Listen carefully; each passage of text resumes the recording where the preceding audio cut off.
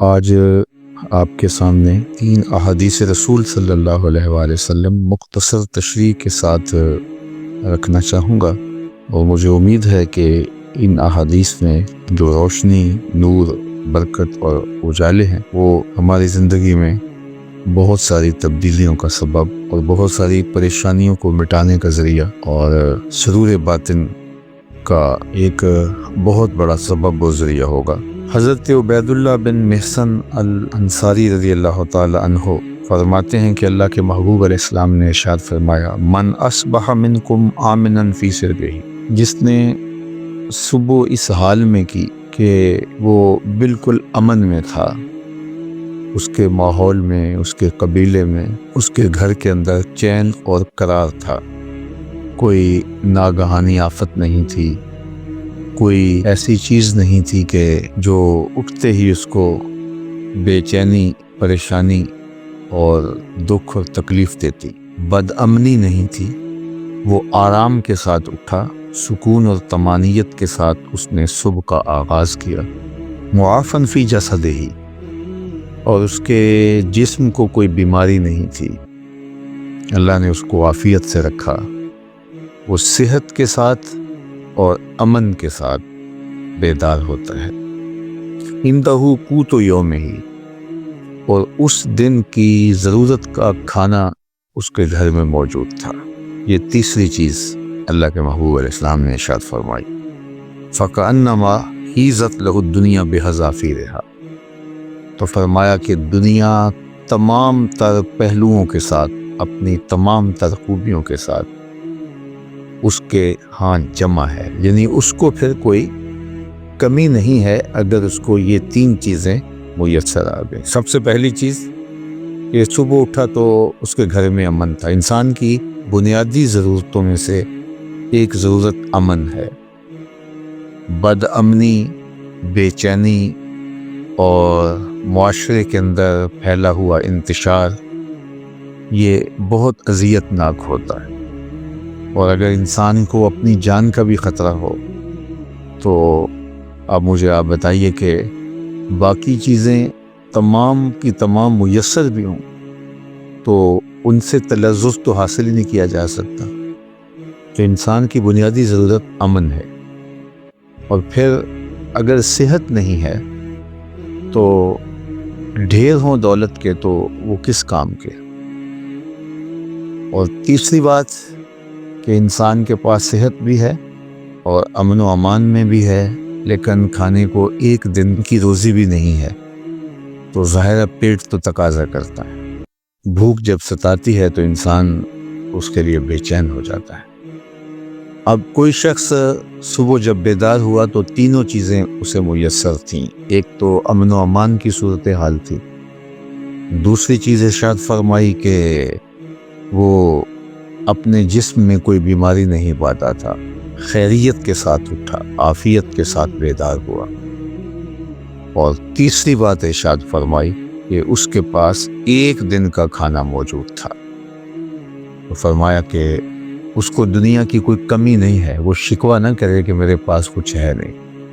یہ تینوں چیزیں مل گئیں تو اللہ نے اس کی جھولیاں بھر دی ہیں۔ آج کا انتظام اس نے تمہارے لیے کر دیا ہے نا، تو کل کا بھی ہو جائے۔ آج اگر صحت ہے تو اللہ کل بھی عطا کر دے گا۔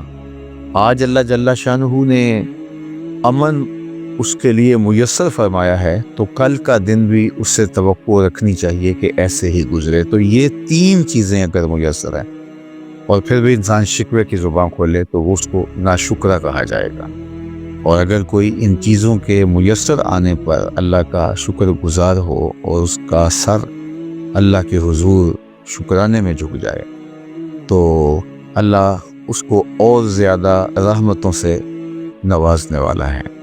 تو یہ ایک تو اس حدیث میں ہمیں توکل سکھایا گیا، اللہ تعالیٰ جل شانہ پر راضی رہنے کا سبق دیا گیا، خام خواہ ہمیں واویلا کرنے سے منع کیا گیا۔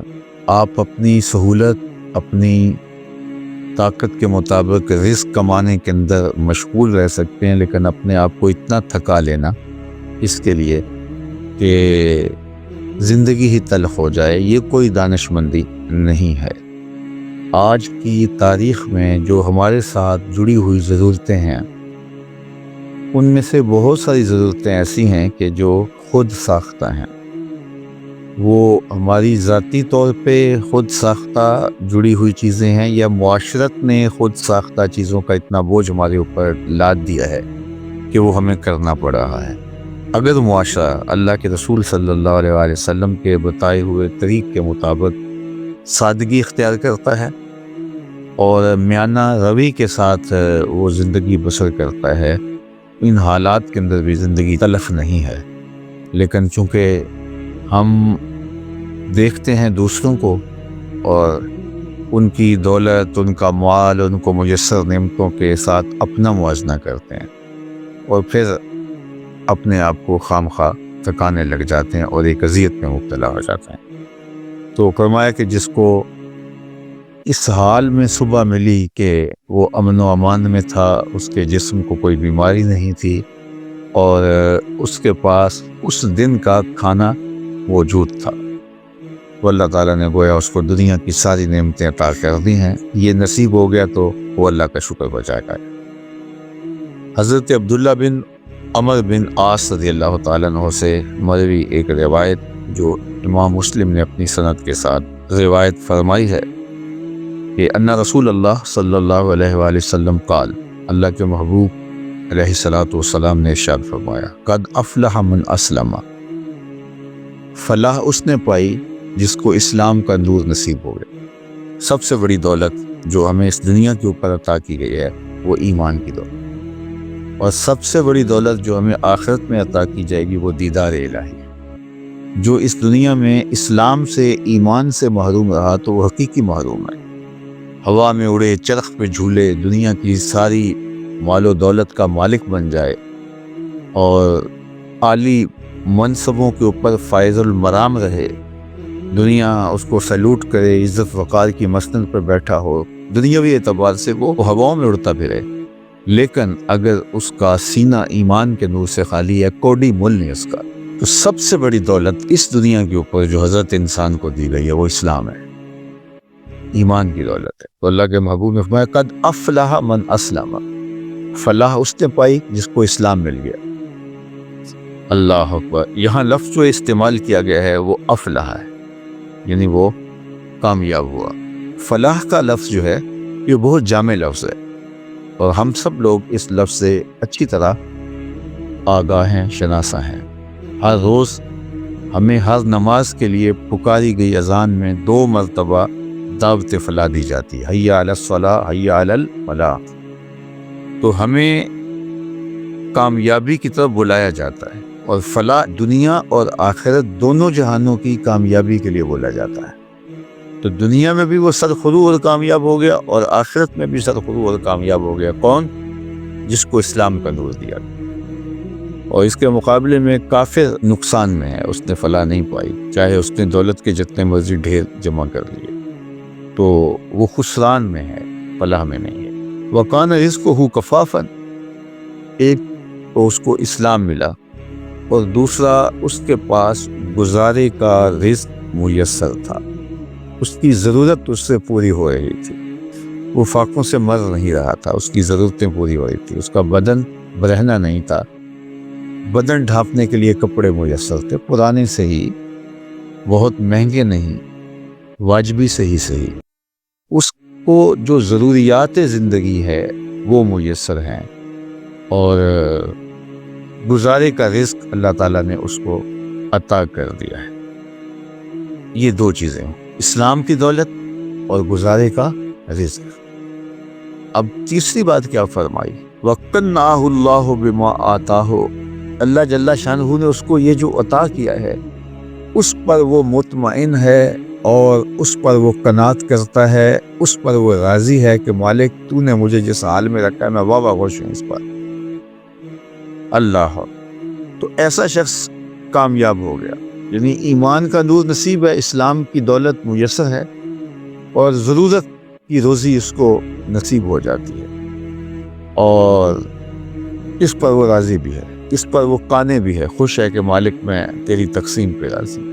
اللہ سے زیادہ کی اگر وہ طلب کرے اور کوشش اور سعی کرے تو شریعت اس سے بھی نہیں روک، لیکن جتنا اس نے عطا کر رکھا اس پہ بھی تو راضی رہے، اس پہ بھی تو خوش رہے۔ اگر نہیں خوش رہے گا تو کیا کرے گا؟ اللہ نے تو جو مقسوم اس کے لیے کیا ہے، جو لکھا ہے وہی ملے گا اس کو، تو اب وہ الٹی چھلانگے بھی لگائے تو کچھ نہیں کر سکتا۔ تو وہ کوشش کرے، اللہ سے دعا مانگے، اس کی ضرورتیں بڑھ رہی ہیں تو وہ کہے مالک میری ضرورتیں بڑھ رہی ہیں تو مجھے اس کے لیے اپنی جناب سے رزق بھی وسیع عطا کر دے، تو اس میں کوئی حرج نہیں ہے۔ اس کے لیے اپنے کام کو، کاروبار کو پھیلانے کی سعی کرے، کوشش کرے، لیکن اپنے اوپر مسلط نہ کر لے۔ یہ اس کے ذہن، دل، دماغ میں ہونا چاہیے کہ مالک جہاں تو مجھے رکھے گا میں رہوں گا وہاں راضی، لیکن تو کرم کر کے مجھے اور زیادہ عطا کر دے۔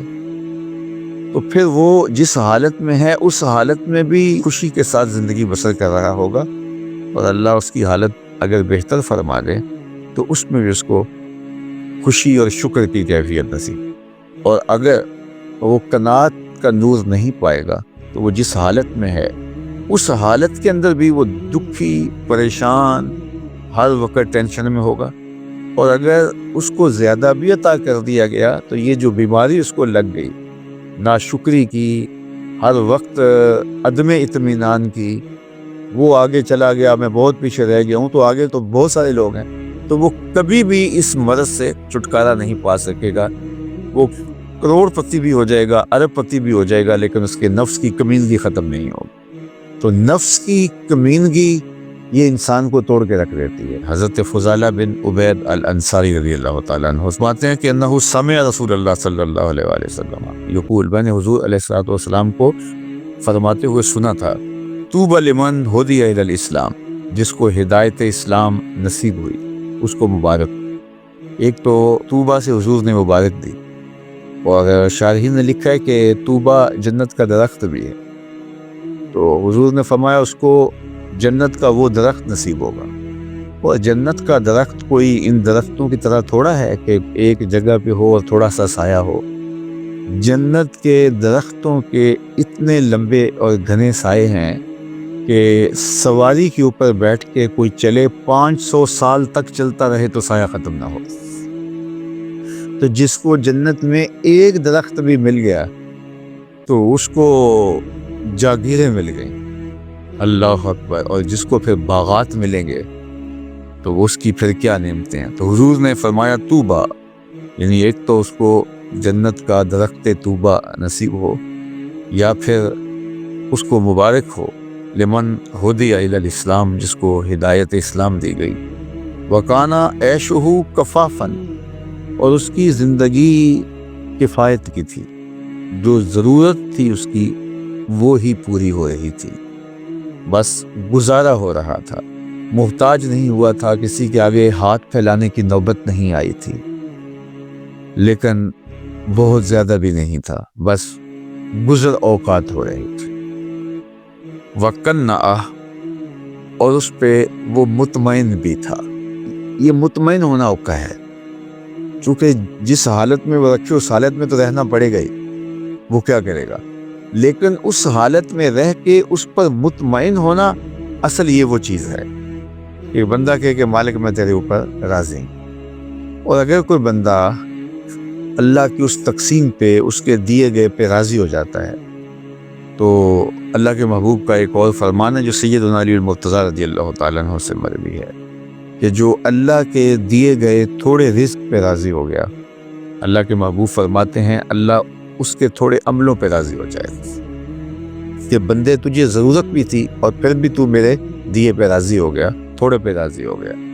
دیکھو اللہ کے ہاں کیا کمی ہے، تھوڑا دے دے یا زیادہ دیتے، لیکن اگر وہ تھوڑا دیتا تو وہی جانتا ہے کیوں دیتا ہے، اور اگر وہ زیادہ دیتا ہے تو وہی جانتا ہے کیوں دیتا ہے۔ بعض اوقات ایسے لوگوں کو اتنا فراواں مال دیا ہوتا ہے کہ بندہ کہتا ہے کہ یار اس کو اتنا مال ہو، اس کو پتہ بھی نہیں ہوتا، نہ اس کے پاس کوئی فہم ہوتا ہے، نہ اس نے کوئی منصوبہ بندی ہوتی ہے، تو وہ جس طرح چھت پھاڑ کے دینے والا معاملہ ہوتا ہے۔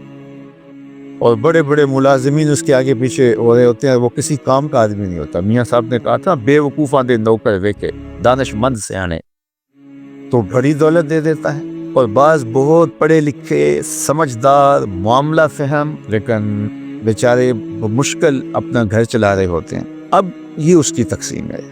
ہاں اگر قناعت مل گئی، شکر گزاری کا جذبہ مل گیا، وہ جس کو زیادہ دیا اس کو بھی اور جس کو کم ملا اس کو بھی، تو پھر اللہ کی طرف سے کامیابی ہے، وہ پھر فالح ہے۔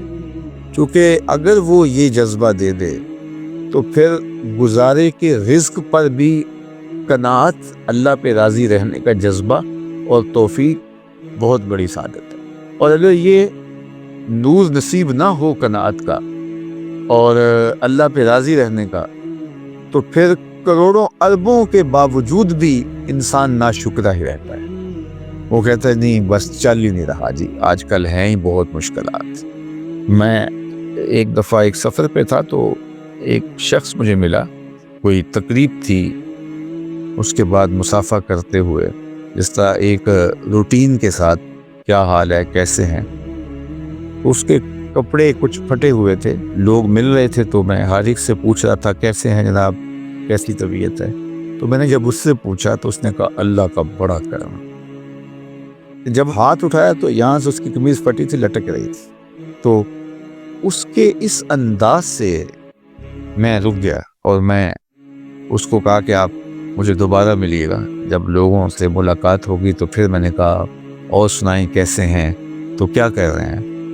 تو وہ کہنے لگا کہ میرے پاس 6 کنال زمین ہے، اس میں تھوڑی سی کاشت کر لیتا ہوں، اور اس زمین سے میں نے 10 مرلے جگہ مسجد کے لیے وقف کی ہے اور میں خود مسجد بنا رہا ہوں، بس آپ دعا کریں کہ اللہ کا گھر بن جائے۔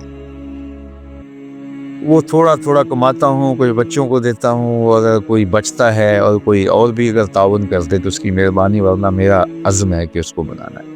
تو وہ کوئی عالی شان دنیاوی اعتبار سے تو نہیں بنے گی، لیکن جیسے بھی تو میری بس آرزو ہے کہ میں زندگی میں مسجد کو مکمل ہوتا دیکھ لوں بس۔ اب اس نے ہاتھ کھڑا کیا تو یہاں سے پھٹی ہوئی قمیض لٹک رہی تھی، لیکن ایسے ہاتھ اس کا، اللہ کا شکر ہے۔ میں کہتا ہوں یہ شہنشاہوں کو بھی نصیب نہیں ہے، جو چین کی نیند اسے آتی ہوگی کسی اور کو آ سکتی۔ تو اللہ پہ اگر آپ راضی رہنا سیکھ جائیں تو پھر جس حالت میں ہوں گے تو اللہ آپ سے راضی ہو جائے گا، اور اگر نہیں سیکھیں گے تو اربوں خربوں کے بعد بھی وہ بعض کروڑ پتی ارب پتی ان سے رواجن ہی پوچھتے ہیں جناب کیسے حال ہے، وہ کہتے چل ہی رہا ہے، اور وہ کہتے ہیں اللہ کا فضل ہے۔ تو اس کے چہرے کے اوپر پھیلی ہوئی خوشی، اس کی جو باڈی لینگویج ہے وہ بتا رہی ہے کہ یہ شخص کتنا خوش ہے اپنے رب پہ، اور دوسرے کی باڈی لینگویج بتا رہی ہے کہ یہ کروڑوں اربوں کمانے کے باوجود، حالانکہ جب مہنگائی ہوتی ہے، حالات تلخ ہوتے ہیں تو ان لوگوں کی اور چاندی ہو جاتی ہے، لیکن وہ کہتا ہے بس چل ہی رہا ہے، یعنی اس کی آواز ہی نکلی چل ہی رہا ہے۔ تو اس لیے اللہ پہ راضی رہنے کا مزاج پیدا کریں۔ اس نے یہ تھوڑا کیا کہ ہمیں زندگی دے دی، اس کا یہ تھوڑا کرم ہے کہ اس نے ہمیں صحت عطا فرمائی، اس کا یہ کتنا کرم ہے کہ اس نے ہمیں اسلام کا نور اور جمال عطا کیا۔ باقی ہماری ضرورتیں تو پوری ہو رہی ہیں، ہمارے اوپر تو اس کا کرم می کی طرح برس رہا ہے، یہ تو ہمارے مطالبے زیادہ ہیں، ہماری خواہشیں بڑھ گئی ہیں، اس لیے ہم پریشان ہو جاتے ہیں، ہم دائیں بائیں دیکھتے ہیں۔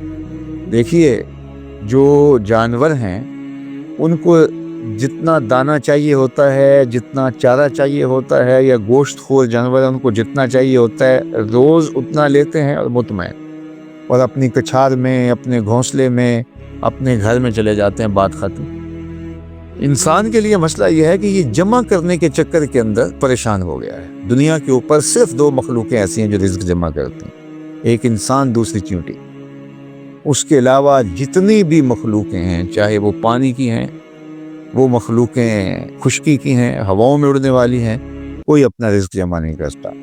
ہم کتنا کھاتے ہوں گے، لیکن یہ ہاتھی کتنا روز کھاتا ہے؟ بڑی مچھلیاں، وہیل مچھلیاں ہیں، یہ اتنا کھاتی ہیں ٹنوں کے حساب سے، اور اللہ اس پانی میں ان کے لیے وہ میسر فرما رہا ہوتا ہے۔ یہ ہنس پرندہ جو ہے یہ خالص سچے موتی کھاتا ہے، اور دنیا کے اندر لاکھوں کروڑوں ہنس پائے جاتے ہیں، اور اللہ روزانہ پیٹ بھرنے کے لیے ہر ایک کو سچے موتی فراہم فرماتا ہے۔